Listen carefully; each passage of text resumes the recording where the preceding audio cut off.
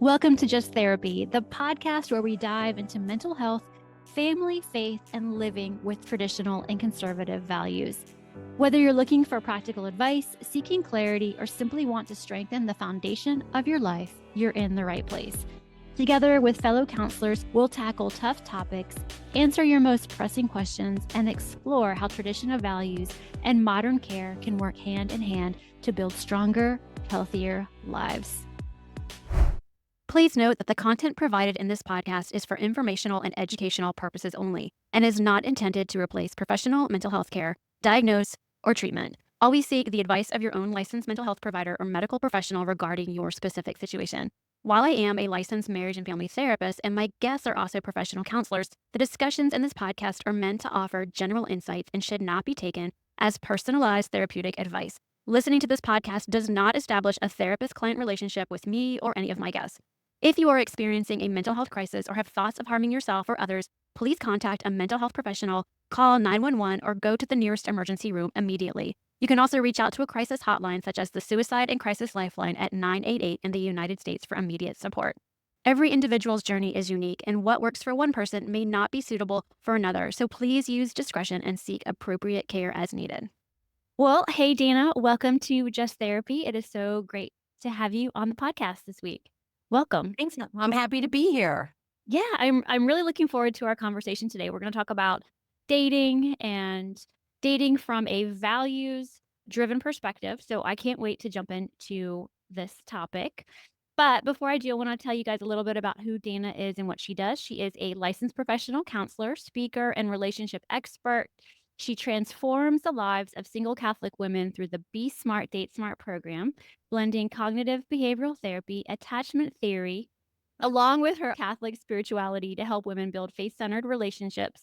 She is the author of 365 Dates to Renew Your Christian Marriage and the founder of the Cana Marriage Retreat.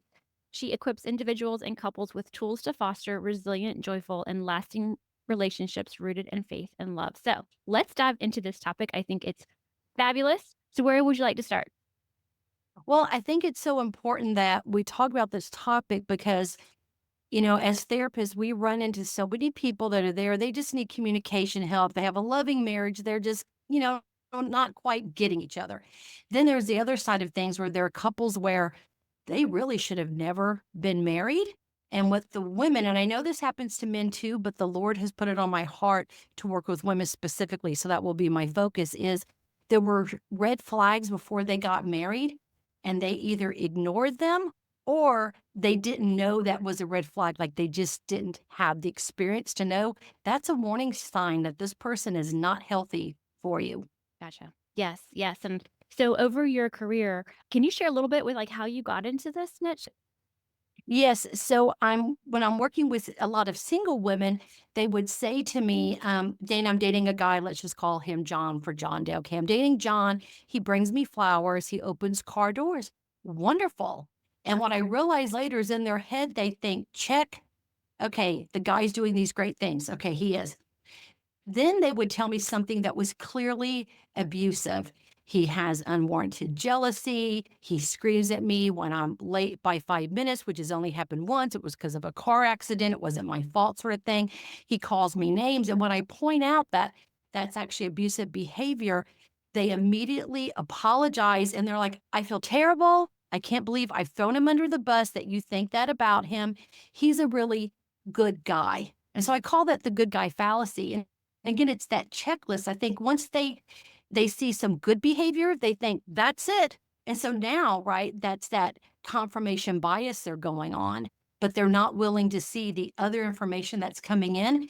And then they either waste their time with the guy who's abusive and they eventually break up for those reasons, or they marry the man. And that's just horrible. No one is meant to be married to an abuser.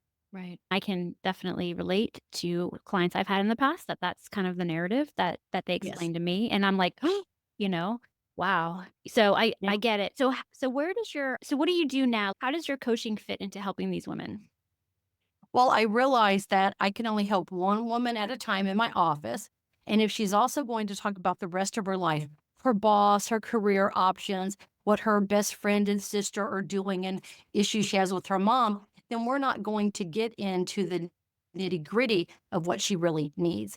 And there are so many women in other states across the country and actually across the world that would reach out to me on this topic, and I can't help them because I'm only licensed in the state of Texas. So that's when I realized I really need to do a program where the information that I help women to learn and they go, oh my gosh, like this helps so much. Now I see things clearly. Now I can get away from the bad guy and go find Mr. Right for me. Not like he's Mr. Perfect, but the right guy for her. And so that's when I started my online community. Nice. Okay, well, we'll talk about your online community in a little bit because I definitely want you to share with our listeners like what that is and how they can, look at it and maybe become a member. But today we're going to talk about breaking the cycle of choosing the wrong man by helping women transition from insecure to secure attachment styles. Yes, because that's where it's at, because if a woman has a secure attachment from childhood from her caregivers, most likely her parents, but it could have been other people that helped, raise her, then that if it's secure, they're going to securely attach to people. But if there's insecurity, then when a man does something wrong, she's not either going to see it as wrong, even though it is. She's going to think, oh, well, that's normal because that's what she's used to. Like I came from a home where I expected to be spoken down to. I expected a lot of gaslighting. I expected a lot of manipulation. I expected when I had a feeling show up to be told, no, your feeling is wrong and you need to put a smile on your face. Okay, so everything's fine, right? Right. So I married very poorly before I met my sweet husband, David. And as a Catholic, I think as anyone, no one goes into marriage wanting to be divorced, right? And I think as a Christian, as a Catholic, it's absolutely abhorrent. So to realize one day, oh my goodness, I'm married to an enemy, a person that sees me as their enemy. No wonder I feel shell shocked and frightened all the time. No wonder I'm so confused all the time because of the gaslighting and the crazy making. And so once I came out of that, what I did is I went into a deep dive for 90 days. And what got me thinking that way before I really knew as much as I know about neuroplasticity now is that's how I got through math. I wasn't great at math. So in college, I would take it in the summer so I could just live, eat, and breathe. And I would take the long class. I wouldn't do like a 4-week, 5-week class. No, I would do the long one because I needed that much time to really be able to dive in and learn the material. And so I applied that to my own insecure attachment. And in 90 days, I was able to go from an insecure to secure attachment. And that's part of what I help women do now. Wow, bravo. Amazing. I love Thank that. you. I love how you compared that to a math class. That's so smart. That's such a great way to look at it. I'm going to use that with my clients. Thank you. Do it. It's great. It's a good one because Yeah. there are certain things I'm great at. Mhm. There's certain things I'm terrible at. I'm not great at math. I'm not great at directions. Like, don't tell me it's go north and then turn south. Like, do I turn by the Dairy Queen? What? Well, I don't understand. My brain does not work that way. And so the only way I could survive is that had to be my main focus. And I turned down other things. I didn't go to the movies. And that way it lived in me. And then when I was ready, I could let it go. And I thought, I have to do that with men. I have to do that with relationships. And because of neuroplasticity, and I was a high school psychology teacher for many years, but as this information came out and more research, I was like, that's where it is. I have to get past that insecure, wounded child in my heart that was so frightened and that took abuse. Because if I'm going through that, how many other people are going through it? And then I see it in my practice all the time. Sure. Yeah, no, I bet you do. Okay, well, where would you like to start? What Well, where should we go first? so I have a few ideas I thought would be helpful to share on how to escape if you are stuck in a toxic relationship pattern. So there's 3 of them I really want to focus on today. So the first is learning the language of red flags. So it may be that there's something really egregious that happens that anyone on earth could look at that and say, wow, that is not a healthy sign. But you really have to understand the subtle signs of control. So I mentioned earlier jealousy. So if a man, and again, I'm just focusing on it works for if a man is in a relationship with a woman like this too, but I'm just going to be speaking to women at this moment. So if there is unwarranted jealousy, why is he jealous? Why is he saying, why are you wearing that? Why are you wearing that dress and the makeup? what do you mean? I wore this dress on one of our dates before. I'm meeting girlfriends for lunch. Why are you wearing makeup? Because, like, I'm from Texas, that's what we do, right? Like, we're all, like, born wearing makeup. So why is he trying to control? Well, who are you trying to impress? I'm not what are you talking about? I'm meeting girlfriends for lunch, I'm not doing anything. Some women will take that as, "Oh my gosh, he just cares about me." So, no, honey, he sees you as an object, and what we need to do is we need to use objects in life, not people. And what if there's emotional unavailability, right? What does that mean? Oh, he can message his buddies immediately, but he can't message you? Like, why is that? Why does he take so long to return a call? Like, on my phone, I'm happily, blessedly married. I have a very distinct ringtone for my husband. If it dings for someone else and I'm busy, I don't look at it. But if it's for my husband, I will stop any conversation, except I don't have it on in my therapy office, and I will look at it because it's my husband, right? So, and then manipulation. How is the guy manipulating you? So is he lying to you? And I know of women that they'll catch a guy in a blatant lie. Let's say they've discussed pornography. Oh, I've been sober from pornography for 2 years now. And then they find out not only are they currently not sober, they lied about the 2 years of sobriety. And these women will say things to them like, I'm here for you as you go through this journey. I'm not going anyplace. I think, girl, you're not married to him. Why are you hooking your wagon to his star when he has lied to you and manipulated you? And let's pretend that the woman is let's say, natural redhead. And she finds out later, oh, that's a type of pornography. If that's a type, I'm making this up because I don't know. Redhead pornography. But that's what you look at. Is that why you're with me? Oh, no, that's not.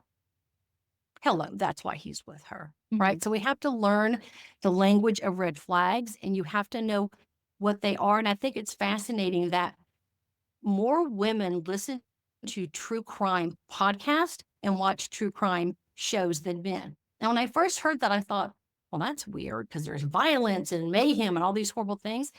The research shows it's because women want to know how to keep themselves safe. Oh, they say lock your doors. I'll lock my doors. They say when you get out to get gas and your doors are unlocked, anyone could come and get your purse, get in your back seat, like all those things. So that's part of why I share with women.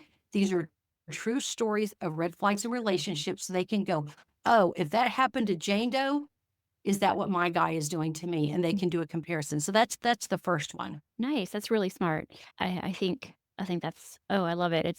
I'm just of course thinking about the guys I dated before I met my husband and I'm like, "Oh my gosh, was I doing those things?" Cuz I know I think you and I briefly chatted about, Yeah. my background and my history of the way I was raised and my Mhm. attachment style Yes. issues. So this is just fascinating to me. We'll get back to the episode in just a sec, but I wanted to talk to you about something important. Have you ever felt like you're ready to redefine your relationship with alcohol, but don't know where to start? What if I told you there's an app that makes it simple, supportive, and even enjoyable? Introducing Reframe, the mindful drinking app that's helping thousands of people take control of their habits one day at a time.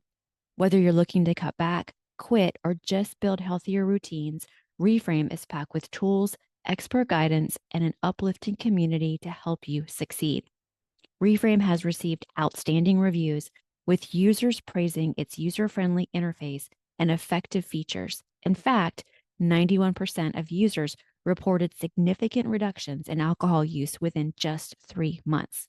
So take charge, feel better, and let Reframe guide you to a healthier, happier you. Take the first step towards mindful drinking with Reframe because a healthier you is within reach. To learn more about Reframe and try it for free for 7 days, just click the link in the show notes or go to lisamustard.com/reframe. Oh, I love it. I love it. Okay, what else you got for It's good stuff, right? Yeah. Then the second one I wanted to focus on is we have to stop confusing intensity with intimacy because a lot of times when men come on really strong, and I don't mean this is the 1930s and 40s where, men were being shipped off to war, and a couple would meet, and in 2 days they'd get married, and he'd come back from war, and they have a beautiful, healthy, loving marriage for the next 70 years. Okay, that's not what I'm talking about. When a man comes on at the beginning very intensely, and he's immediately asking, like by the second date, maybe you're walking and at a mall, okay, and you pass by a jewelry store, and the man says, "So, what kind of ring would you want?" That's not like, "Oh my gosh, we've been dating for 6 months and, oh, I think he's getting serious."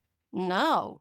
Mhm. He's trying to wrap things up in the relationship with a bunch of smoke and mirrors, so you don't have the time to sit back and go, "Huh, it was kind of weird what he did the other day, and then there was this thing, and then his sister said this about him." So now it doesn't give you a chance to figure that out. So when it's that quick, it's not often good. And a lot of times when you meet men who are narcissistic, possibly sociopathic, it almost feels electrical. Mm. And Mm. that's not necessarily a good thing. At the beginning, it seems like it's good. But really, for it to be more of a, there's an attraction, and then there's this growth in attractiveness over time, but that immediate intense electricity often is not a good sign. So real intimacy grows steadily and not through chaos. So if you leave a date and you're by yourself and your head is swirling and there's just chaos, that's not a good thing, because God has a God of goodness and calm. He does not have a spirit of chaos. So something is unholy is happening. So that's my second point. Okay, that's a great point. And once again, I'm reflecting on previous relationships. Well, and I'll just share this. This is interesting because I was always like, when I was back in the dating world so long ago, turned off by guys who were like that intense. Like that was to me, and that's Good. probably because when I was growing up, I didn't like chaos. I didn't like Yes. it, and I just withdrew from it. So when I Mhm. would see that, it would be like, oh no, I don't want to be a part of that. So in my dating world, dating life, that that's interesting because I never really put that together. I always just was Mhm. turned off by guys who were like so like I always called them Yeah. kinda like clingy or needy or wanted to Yeah. woo me so quickly. I was like, Yeah. I don't like that." Yeah. That's right. Well, thank goodness, right? Yeah. Because see, you're blessed that you had a world growing up that, okay, that was not attractive to you. My home life, it was chaotic in many ways.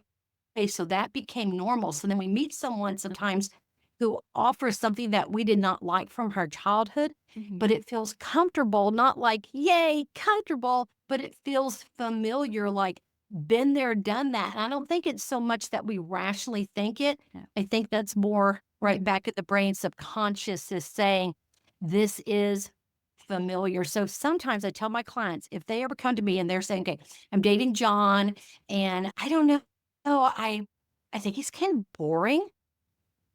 Okay. I'll say, okay, I just have a thought for you. What if you just wait? What if you keep dating John and let's see what happens? Because what if you're used to chaos? And what if this is normal? And they're both be like, oh, Yeah. okay. And they'll come back in a week, a month later, they'll be like, Dana, I'm so glad I'm with him. Oh my gosh, what an idiot I would have been to let go of him. He's wonder, yeah, because you're used to chaos. Yeah. Like my husband is not chaotic. He's the most chill guy. And I had to get used to that lower threshold. But you know what? It's because it was normal and I wasn't used to normal. Yeah. Yeah, I can relate to that too. I can definitely relate. I love it. Okay. Fascinating. Yeah. So my third point is we really want to date with clarity, not desperation. So I think women will think during the date and after the date, oh no, like, am I good enough for, John Doe? Okay. What if he flipped that to, is he good enough for me? Mm. Mhm. How do I feel about me? Because I tell a story where I was dating. Okay. I was single before I met my husband, and I had already accepted a date on a Friday night from a guy. And then my husband was going to be Saturday night. Okay. I'm not sleeping with these guys. So who cares? I have 2 dates back to back. It doesn't matter. And so the first guy on paper seemed like, oh, he checked all the boxes. Right. And then on the date, I thought I enjoyed myself. And then I came home and I went through a series of questions, and they're questions that I now share with my clients. And I evaluated not him, it was about me. How did I feel? And I realized, oh, I thought I was being me. I really wasn't being me, and it was subconscious. I wasn't doing it on purpose. But at the time, I didn't have a master's degree. He was highly educated, had a master's of theology. I didn't have a strong background in my faith at that time. Now I do, but I didn't.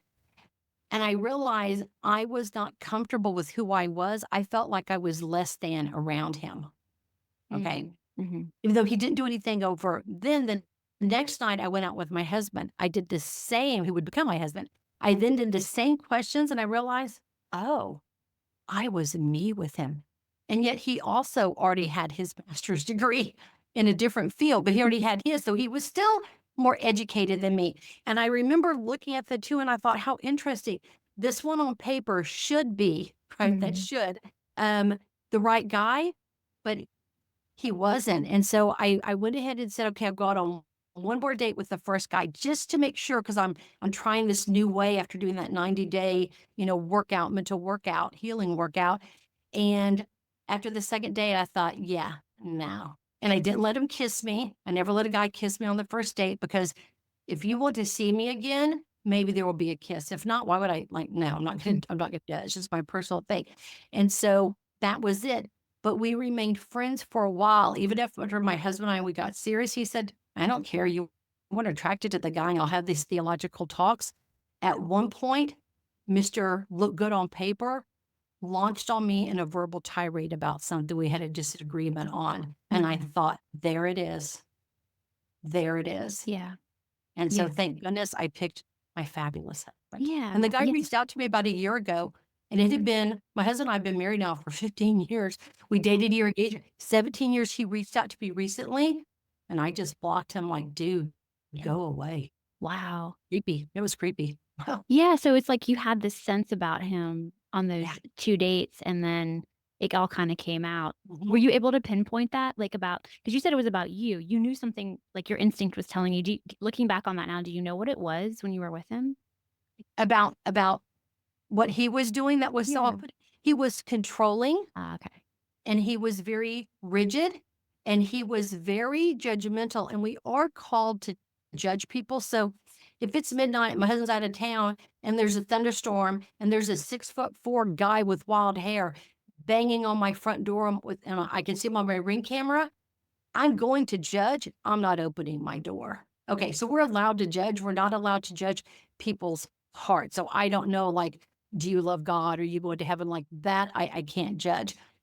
But he was judgmental in this very superior, he's up here looking down on people, but it wasn't obvious. It was in little subtle moments. And so one thing I ask my clients to do, and the members of my group to do, is scan your body. When you get the ick factor, when something in your body goes, does your stomach tighten? Do you get shaky? Do you feel pale? Because everyone does something different. So my stomach does a flip. So if everyone else is going, oh my gosh, look, John Doe's over there, he's the best, they're all applauding, and my stomach goes, and I don't know anything about him, I sit back and I wait. And sure enough, it will come out later. Oh yeah, he was a fraudster, he abused, he stole money, whatever it was. So I think we have to tune into, how does your body recognize fear? Because what we do in society is we tend to think, well, I'll get on the elevator with the guy, even though I'm here in this parking garage by myself. I have a horrible feeling, but I don't want him thinking I'm judging him as a man, if he's of a different race, whatever. No, and then later on, she gets attacked. Right. It's that great book. I can't think of the author's name, The Gift of Fear, that speaks on that. It's a gift. If your body tells you something's wrong, listen to it, because I think it's people call it intuition. I think it's Holy Spirit. Okay. Yeah, no, I think that's really wise.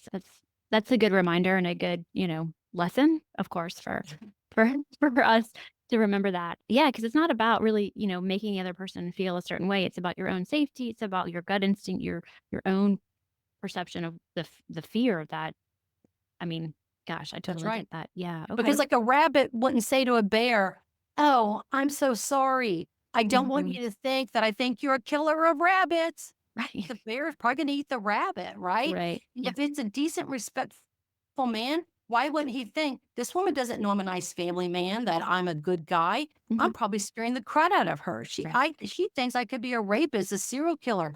I'm gonna let her go and stand a few feet back and say, 'Ma'am, you go ahead and go up.'" Mhm. But we tend to overanalyze, and then as women, we put ourselves often in dangerous situations. Like you said, you looked at the Mhm. past, you're thinking about these different men. Mhm. There are times I think, "Oh my gosh, I could have been so hurt in so many situations, Right. but I didn't have my voice." See, you have to find your voice to be able to date, I think, to date safely. Yeah. Well, I mean, this is just phenomenal information. What else do you share with your members or your coaching clients that would be of interest, you think, to our listeners? Like, what other things do you dive into? So I bring in outside experts Mhm. who are in their field that they really know their stuff. And if that is on, like a lot of the women I work with, they're getting older now and they're thinking about their biological clock. And I haven't met a good guy, and I've only dated jerks, or the guys I've liked haven't liked me back, that sort of thing. So I bring in experts who talk about what can you do to help like your fertility be at its best so that when God does bring someone into your life, you're ready to have a family. I Mhm. bring in experts on nutrition and body image. And then Mhm. I also bring in people who have experienced red flags. They call it the red flag files. And they come in and they say, here's what happened. And they can be anonymous if they want to. And here's what I didn't see. And then or I saw it and I ignored it, and then later, here's what happened in my life if they bury them and the HELL that they Mhm. went through and the horror of it. And then we talk about, how do you love yourself? Because again, it can't all just be about the guy. Right. And I don't mean we need to walk around like, "Oh my gosh, I'm so fabulous and perfect. Any man would be lucky to have me." I don't mean that. But if you don't love you, how is a man going to love you? Right. And so I teach them little things like how to set boundaries. I personally don't believe in women pursuing men. I don't think biologically men are meant to be, that's what men do. Mhm. Right. And to marry a man, I teach them what's the difference between an alpha male and a beta male. Like, do you really want to marry a guy that his hair is longer than yours, his bun is prettier than yours?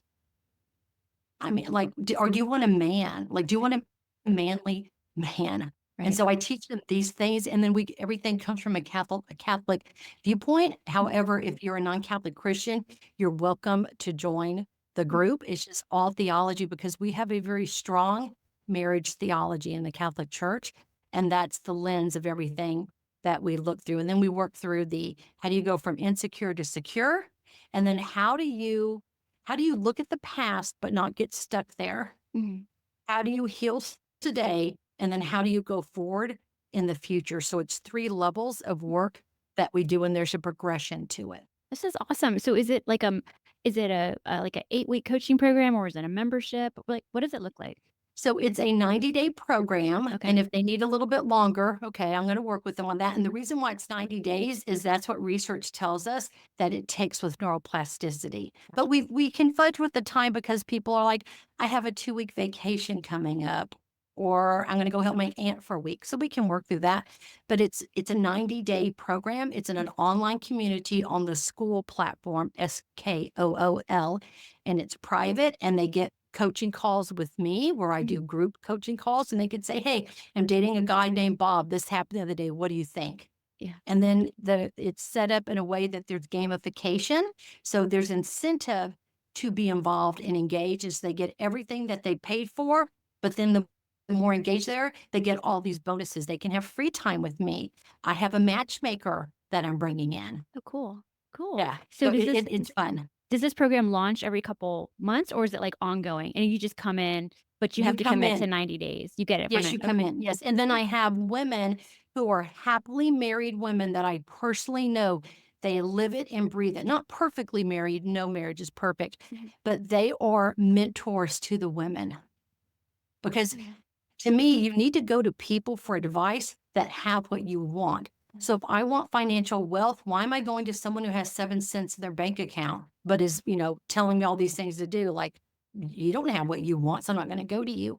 So I want them to have women that are healthy and that understand what it is to have boundaries and to have a loving marriage where she is submissive to the husband. And that doesn't mean Yeah. submissive in this way. It means if push comes to shove, you trust your husband. If not, why did you marry this man? Yeah. Right. Right. And then he's loving you like Christ loved the church. So it's a beautiful, Yeah. beautiful cycle. And Yeah. so, and it's so helpful, I think, and research shows this, to be in a community. Mhm. We know as therapists, as we're trained in school, a lot of us do individual therapy. I also have some group therapy that I've done before. Group therapy is so productive because you're thinking, you too? It's not just me. And Mhm. so they cheer each other on and it's incredible. And then they can message privately, they can message me privately. Mhm. We do different, events we get together and once a month we do just a sip and share. Do you have a coffee with you? Do you have cocktail water? Let's catch up on life. So it's just a fun community and there's a classroom feature and you do it at your own pace. You go through the exercises.